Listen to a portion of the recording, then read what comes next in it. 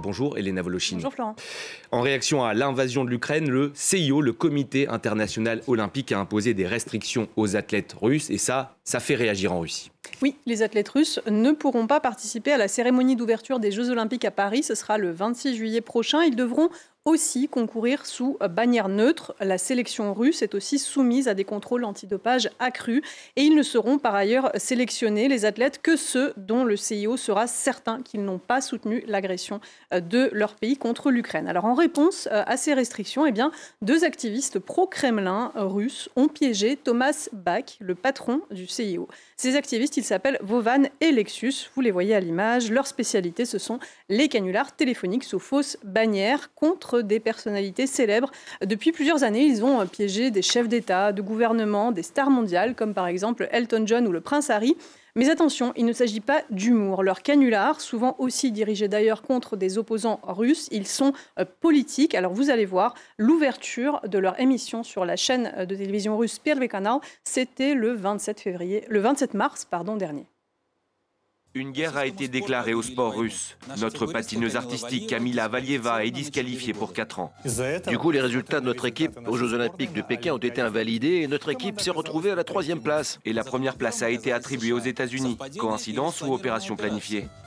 Quel est le but véritable en ce qui concerne notre pays? Et qui est derrière ça? Nous allons vous le montrer aujourd'hui dans notre émission. Et il faut le dire, ce n'est pas du tout une émission humoristique. Non, Vovan et Lexus véhiculent, on l'a dit, le message du Kremlin. En l'occurrence, ils dénoncent un complot, vous l'avez entendu, dirigé contre la Russie par le biais du sport. Et ils parlent de la patineuse artistique Kamila Valieva, qui aurait, selon eux, vu sa médaille d'or au JO de Pékin invalidée à cause de ce complot. En réalité, le tribunal arbitraire du sport a privé cette jeune sportive de 17 ans de sa médaille parce que ses tests antidopage se sont révélés positifs. Mais les invités de l'émission de Van et Lexus en plateau, ils ne le mentionnent pas. Au lieu de ça, ils s'appliquent à démontrer que le CIO et l'AMA, l'Agence mondiale antidopage, exécuteraient une commande des États-Unis. Regardez. Le but de ces organisations est de faire de l'argent. Et qui contrôle ces corporations financières pour édicter les règles?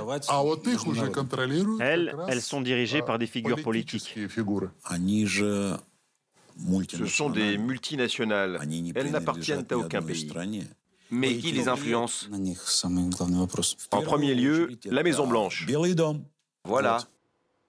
Et ils ont donc piégé Thomas Bach, le président du CIO. Oui, et pour cela, Lexus s'est fait passer pour un haut diplomate de la Commission de l'Union africaine. Maquillage à l'appui, vous le voyez sur ces images. Il a proposé à Thomas Bach de faire pression sur les pays membres de l'Union africaine pour qu'ils n'envoient pas leurs athlètes aux Jeux dits de l'amitié. Alors, ces Jeux de l'amitié, ils vont être organisés en septembre par la Russie pour concurrencer les Jeux Olympiques de Paris. Regardez cet extrait de leur émission, cette fois diffusée le 10 avril, toujours sur Первый канал.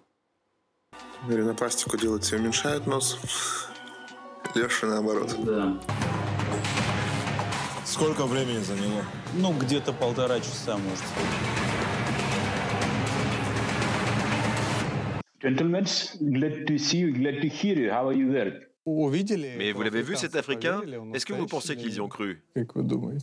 Bach, ça doit lui suffire. Rapidement, comment Thomas Bach a réagi?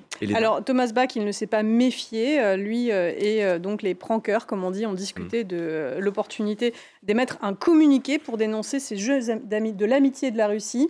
Après que ce canular a été diffusé dans cette émission, le CIO, lui, a publié un communiqué pour dénoncer un nouvel épisode dans ce qu'il a qualifié, je cite, de campagne de désinformation et de diffamation menée par la Russie. Merci beaucoup, Elena, pour votre chronique Vue de Russie.